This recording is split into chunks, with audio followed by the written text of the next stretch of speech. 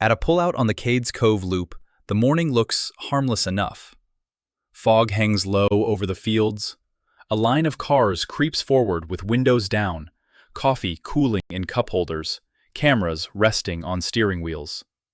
Somewhere near the tree line, a doe lifts her head from the grass, and immediately the traffic slows.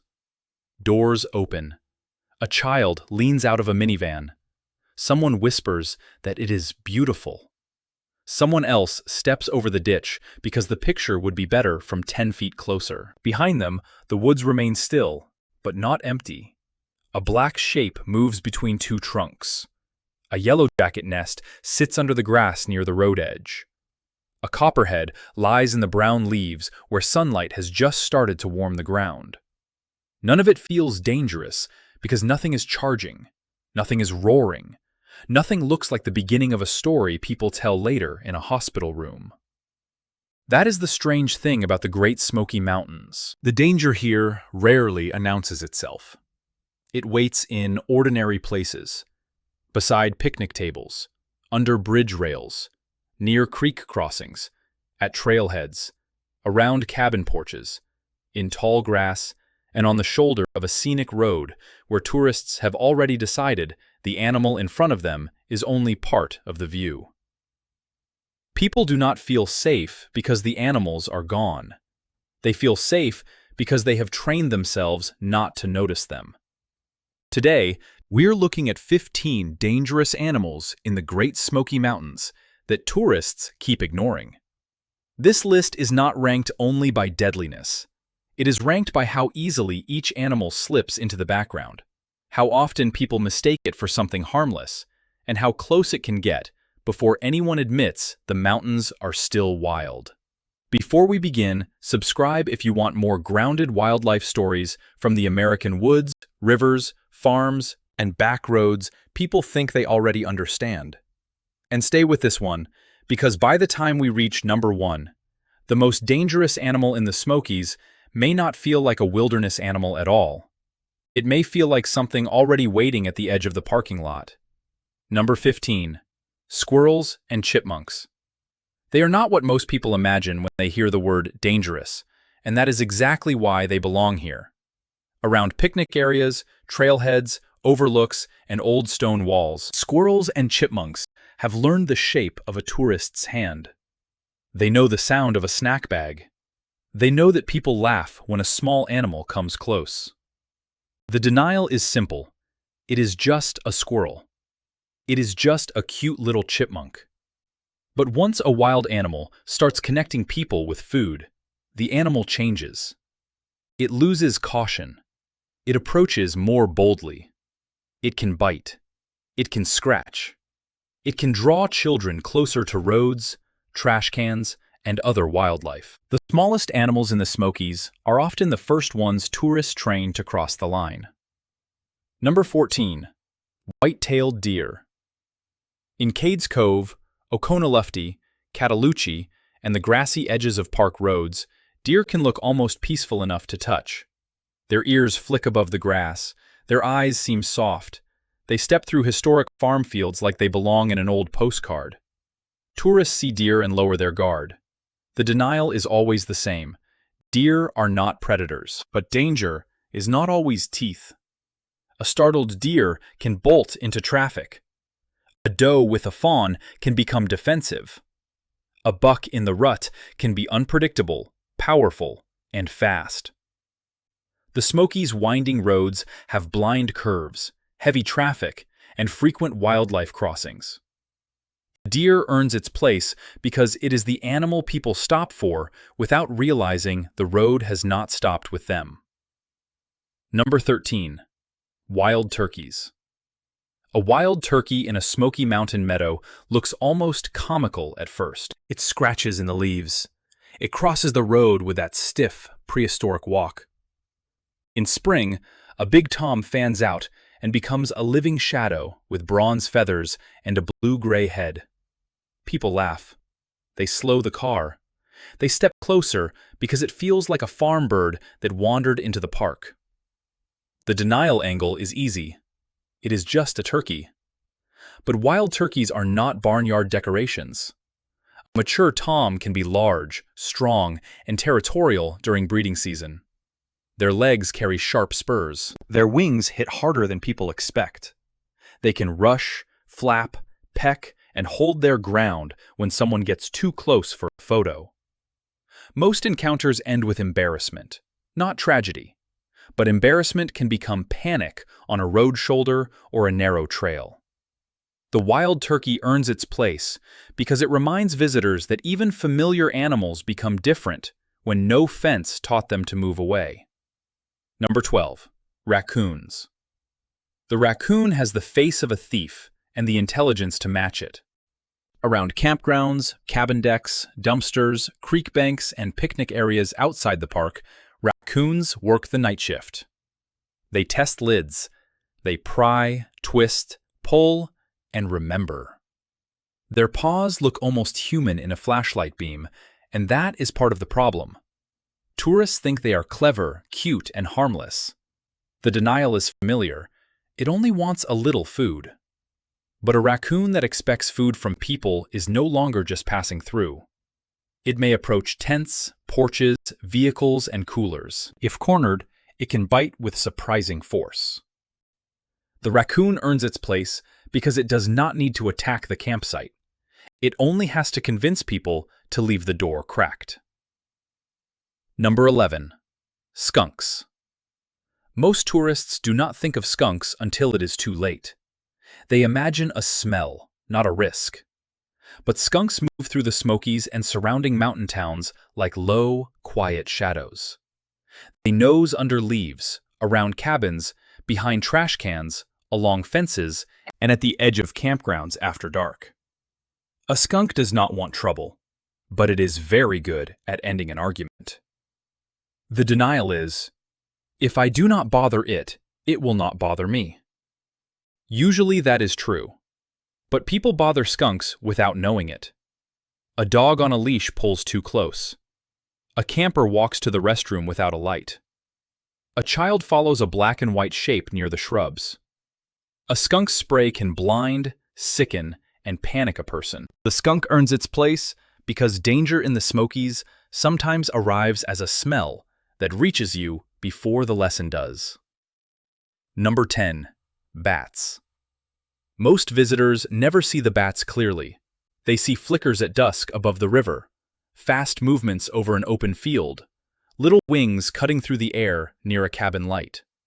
Bats belong in these mountains. They eat insects. They vanish into cracks, trees, old structures, and dark places where people rarely look. The denial is, bats are only dangerous in horror movies. The truth is quieter.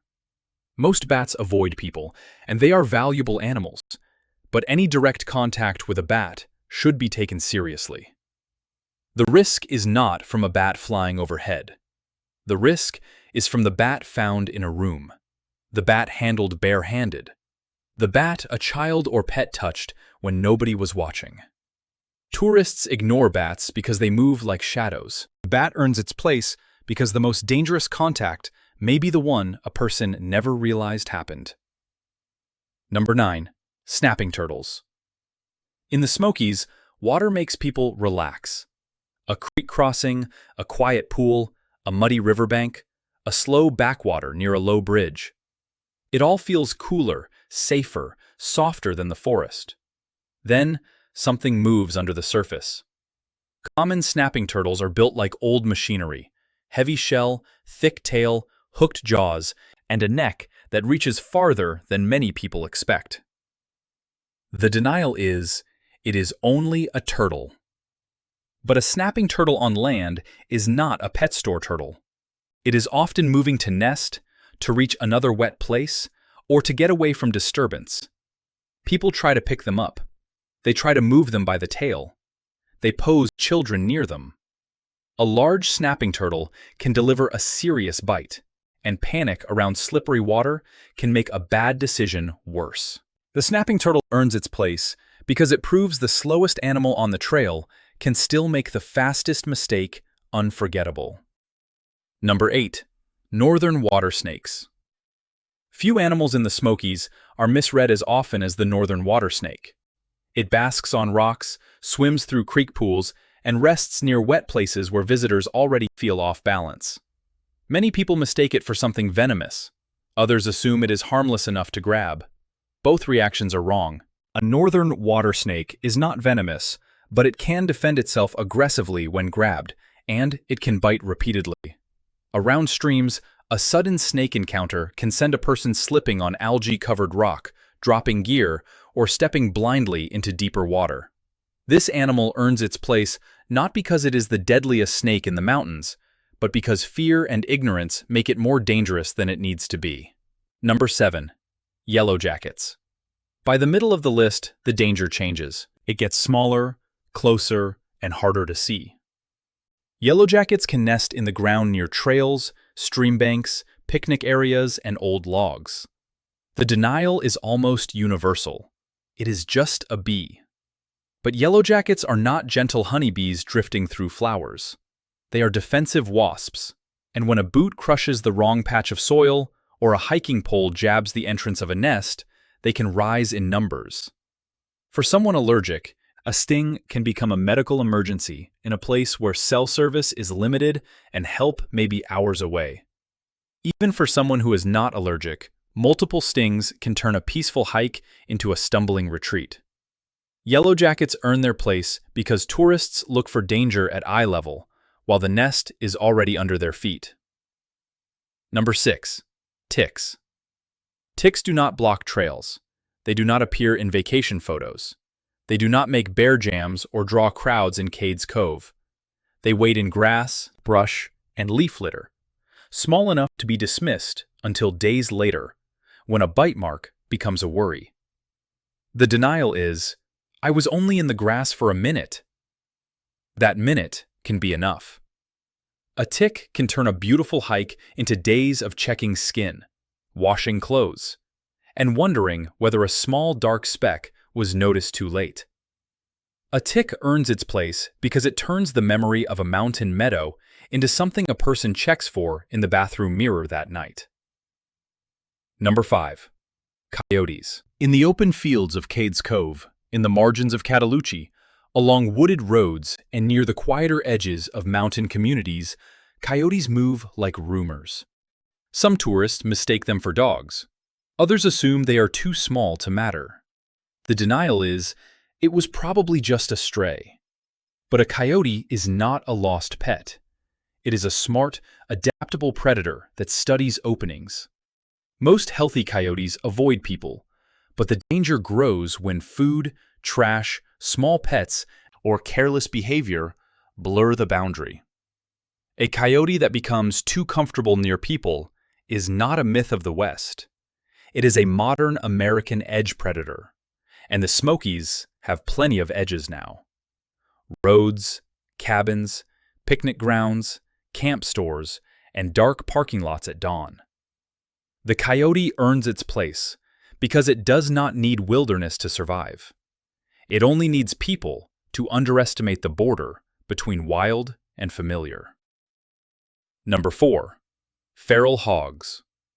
The feral hog does not belong to the old postcard version of the Smokies, and that is why many visitors do not know what they are looking at. A dark, shaggy animal crosses a logging road. A torn-up patch of forest floor appears beside a trail. Mud is rubbed against a tree trunk, and the ground looks as if someone dragged a plow through the roots. The denial is, pigs are farm animals, but wild hogs in the Smokies are invasive, destructive, and powerful. They root through native plants, damage stream banks, tear up habitat, and move through the forest with a force that feels out of place. Until you realize they have been changing the mountains for decades. A cornered hog can move fast. A sow with young can be defensive. A boar's tusks can cut low and deep before a person fully understands what is happening. The feral hog earns its place because it is not a symbol of wilderness.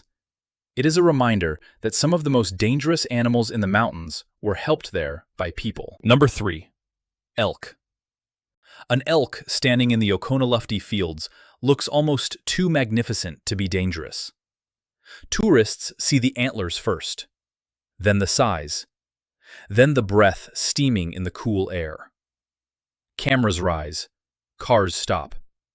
People drift closer because the animal seems calm, and because calm is often mistaken for permission. The denial is, elk are just big deer. But a bull in the rut is not scenery. A cow with a calf is not a photo prop. Hooves, antlers, speed, and mass make an elk a serious animal in any open field or roadside crowd. It can look peaceful one second and change the whole mood of a field the next. The elk earns its place because the most beautiful animal in the valley may also be the one people are most willing to disrespect. Number 2. Copperheads. Now the danger drops back to the ground, where old leaves, roots, and rock shadows can hide a body the color of the forest floor. The copperhead does not need to chase anyone. It does not need to rattle. It survives by being overlooked. The denial is, there are no snakes near the trail. But copperheads live exactly where people put hands and feet without thinking. Beside logs, near rocks, along warm edges, around leaf litter, and sometimes close to cabins, woodpiles, and creek banks outside the park. Their pattern breaks up their shape so well that a hiker may not see the snake until a boot is already too close. Bites are rare, and fatal encounters are even rarer. But a venomous bite can still mean pain, swelling, fear, evacuation, and a hard lesson about looking down.